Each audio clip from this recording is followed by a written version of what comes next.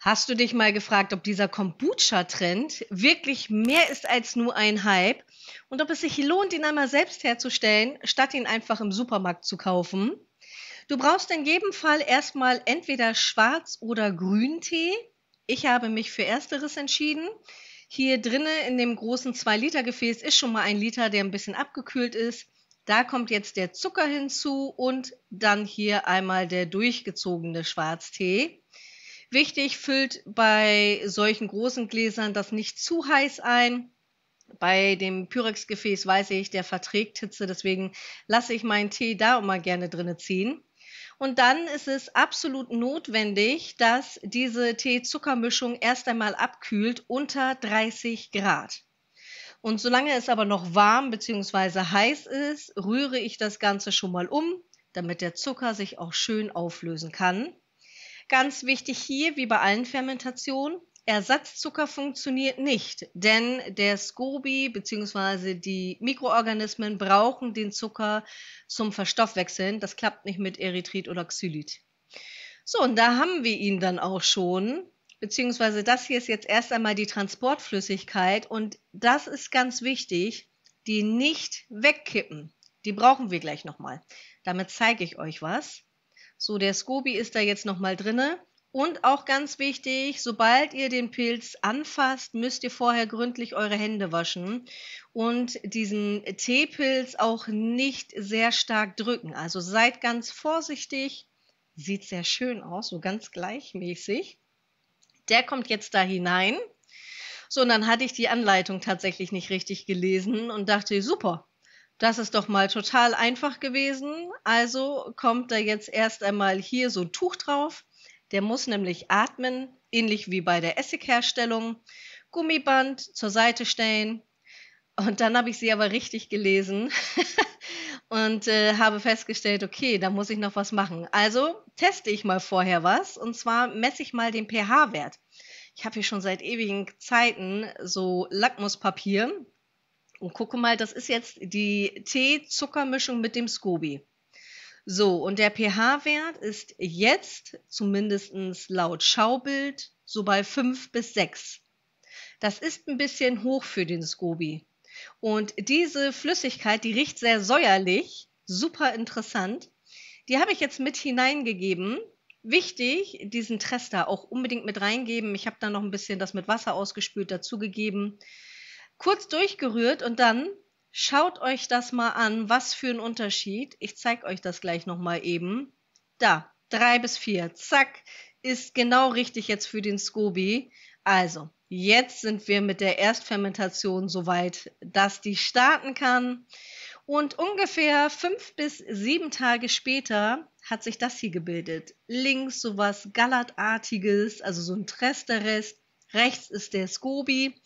Und auch oben am Rand, da hatte ich zuerst befürchtet, oh je, ist da Kamhefe, aber nein. Auch hier sind wieder Mikroorganismen unterwegs, da werden Fäden gebildet und daraus entwickelt sich dann später wieder ein SCOBY. Total interessant. Ich probiere mal, ob mir das jetzt schon so schmeckt, ob das noch zu süß ist. Das ging aber, es war wirklich ganz leicht, dezent süß, schon ein bisschen prickelig, so im Gaumen. Das war total angenehm. Ich gieße einen Teil davon jetzt in ein großes Glas. Da muss der SCOBY aufbewahrt werden, also immer mindestens 10% davon aufbewahren. Dann gebe ich etwas hier in diese Flasche. Ihr könnt das auch in eine Bügelflasche geben, aber erfahrungsgemäß, tatsächlich jetzt bei den Getränken, kann ich euch diese Flasche sehr empfehlen. Die gab es beim großen beim Möbelhändler. Die sind sehr gut, da kann nichts explodieren, auch nicht im Kühlschrank. Ist wirklich Gold wert. Ansonsten bei einer Bügelflasche wichtig, jeden Tag 1, 2 Mal mindestens entlüften. Das hier ist der SCOBY.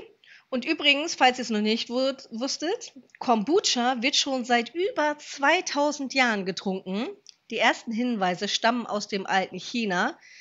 Etwa 221 vor Christus war das und damals wurde er als Tee der Unsterblichkeit geschätzt.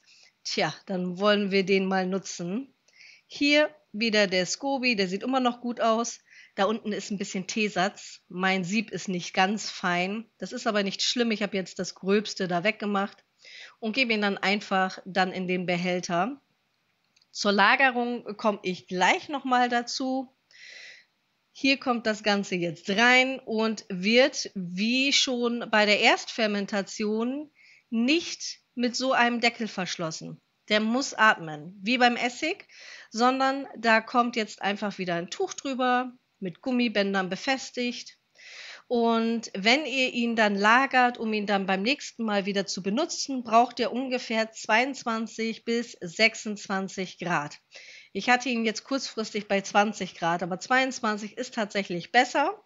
Und wenn ihr ihn längerfristig nicht benötigt, dann sind eher so Temperaturen zwischen 16 und 18 Grad besser. Und bei mir waren es nämlich knapp 26 Grad in der Küche. Deswegen habe ich den lieber in den Gärautomaten gesteckt. Hier der Restrester. Wenn ihr das nicht mögt, könnt ihr das auf jeden Fall durchfiltern, wenn ihr es dann trinken möchtet.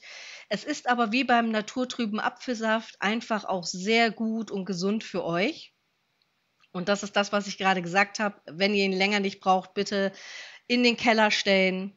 So, und wie beim Wasserkefir ist es auch beim Kombucha so, dass es eine Zweitfermentation gibt.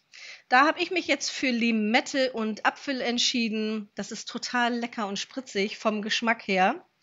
Und bezüglich dem gekauften Kombucha, das kann man natürlich machen. Aber der nicht selbstgemachte, sondern gekaufte ist oft pasteurisiert. Das heißt, dabei sterben die lebenden Mikroorganismen ab. Also das, was wir haben wollen, um unserer Darmgesundheit etwas Gutes zu tun, wird vorher getötet. Und der selbstgemachte ist aktiv, voller organischer Säuren, Vitaminen und probiotischer Kulturen. Und ihr könnt ihn nach eurem Geschmack verfeinern. 24 Stunden später ist er auch schon fertig. Schreibt mir doch mal in die Kommentare, welche Geschmacksrichtung ihr da gerne haben möchtet und ob ihr Lust auf Rezepte habt außerhalb der Getränke. Da habe ich nämlich noch was im Petto für euch. Und ich freue mich, wenn wir uns in diesen Videos wiedersehen. Ich sende euch viele liebe Grüße. Eure Emma.